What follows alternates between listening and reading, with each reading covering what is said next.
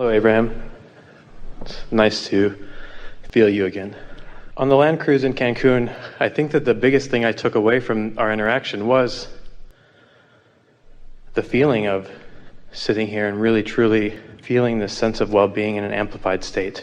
There's a lot more that happens in a room like this than words and hearing them. Most of what is happening vibrationally.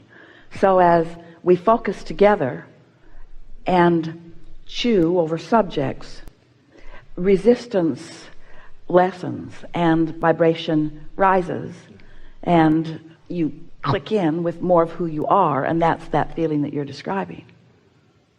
Some people call it oneness or wholeness. We call it clarity, connectivity, alignment. What do you want to talk about? So, when I was in the hot seat in Cancun, you basically told me to get out of my head and to pick something.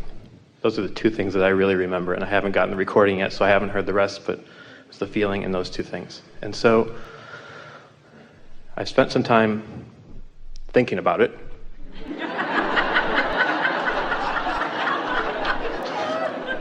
I've also spent some time really trying to tap into that feeling again.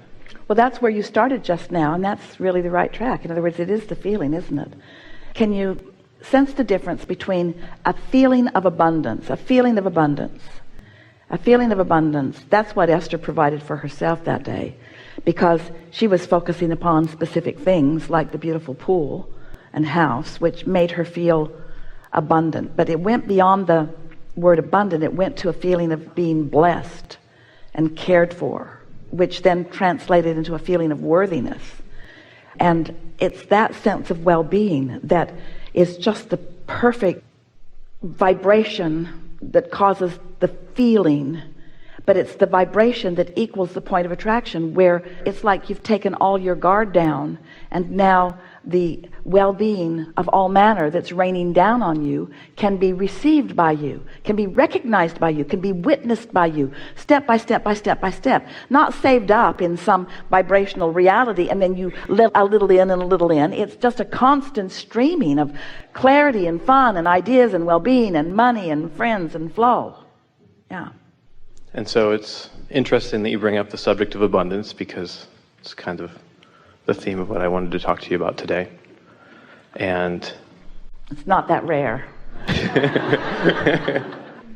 And there's part of me that's saying, why am I even asking this question? Because I've listened to you for so many hours and so often, and I have such a great deal of clarity in my head.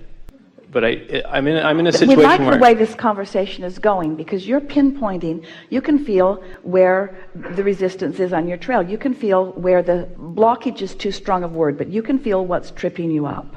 And what's tripping you up is the difference between the thought and the feeling.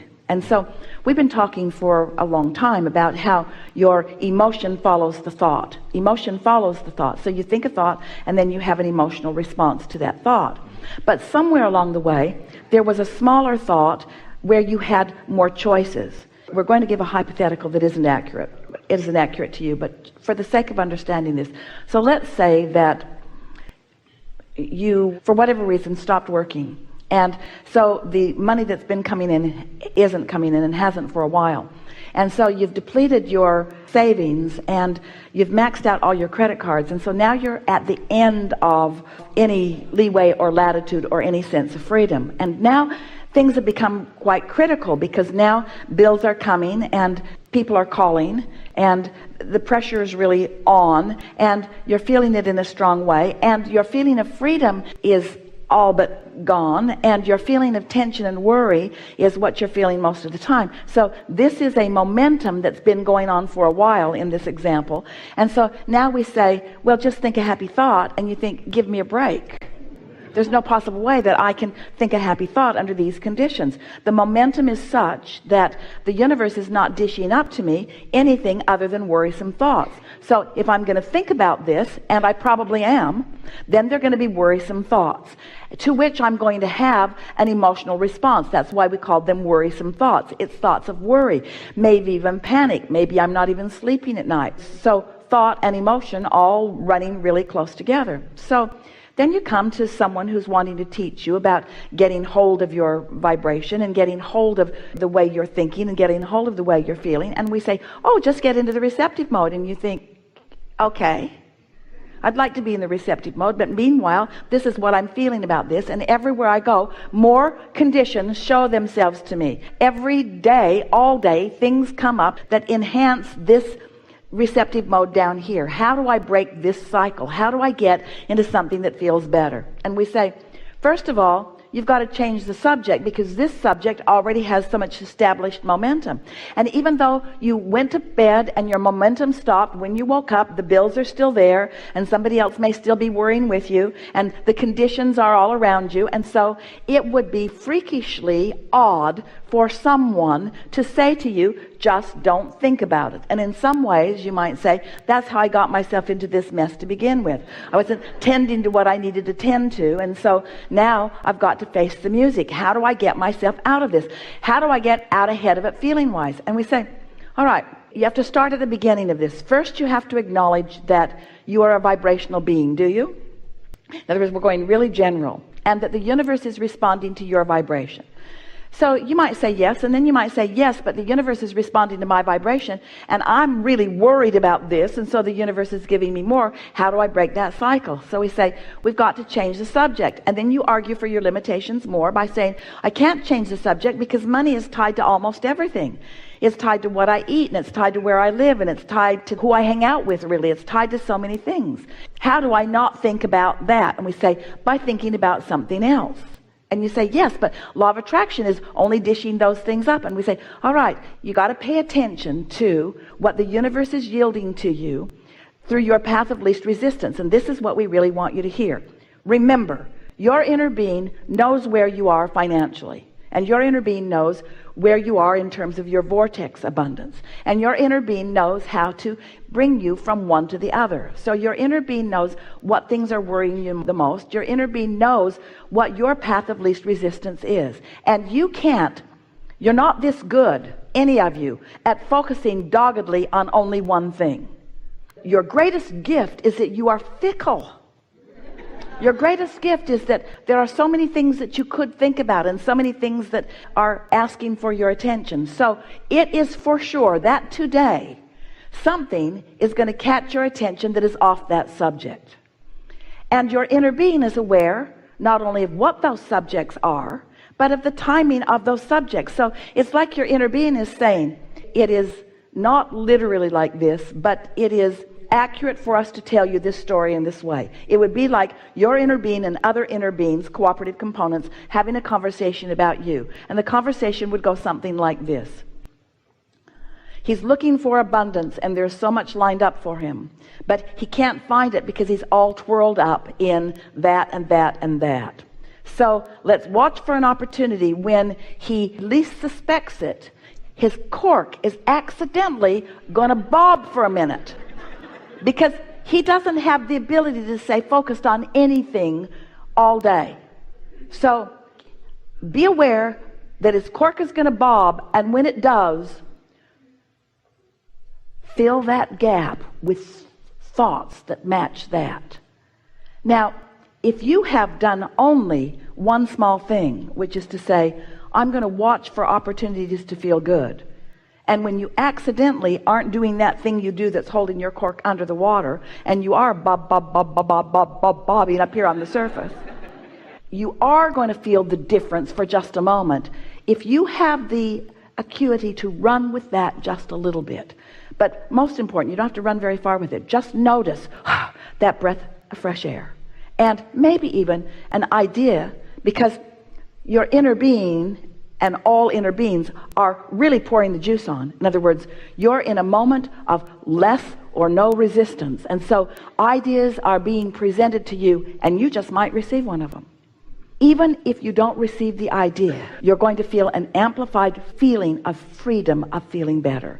And your vibration is going to have changed a little bit, which means your point of attraction has shifted, which means the worrisome thoughts have to be less because your vibration has shifted, you see.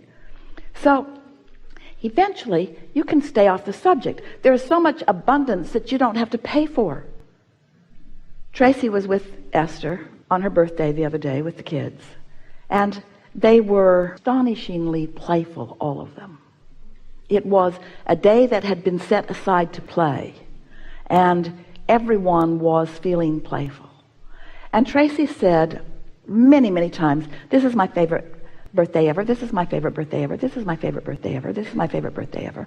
And Esther was thinking, this is her favorite birthday ever. This is her favorite birthday ever. And then Tracy said, "Ooh, maybe we'll see a rainbow." They didn't. But at the end of the day, so many people posted rainbows over her house on her Facebook page. Tracy was not where the rainbow was, but her house was. And it was a double rainbow. Stayed over her house all afternoon. Rainbow, rainbow, rainbow, rainbow, rainbow, rainbow, rainbow. That is abundance.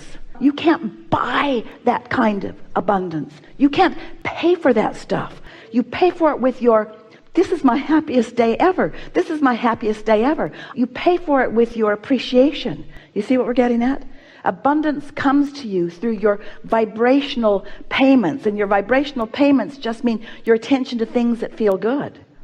And before you know it, you've distracted yourself enough from what's bothering you that you're not in the vibration of worry. You might be if you focus back on your checkbook, but you're not in the vibration of worry. And why would you spoil that run of momentum? And now you are a different person, standing in a different place. Now your inner being, who knows where you stand financially in relationship to where you want to stand financially, knows that you're in an entirely different place, and now it will be easier and easier and easier and easier and easier to call you into the frequency that puts you in the timing of the idea or. How do thoughts turn to things? This is the thing that we want you to ask yourselves on a really regular basis. How do thoughts turn to things? They turn to things because law of attraction causes momentum to get strong enough that they actually become a reality.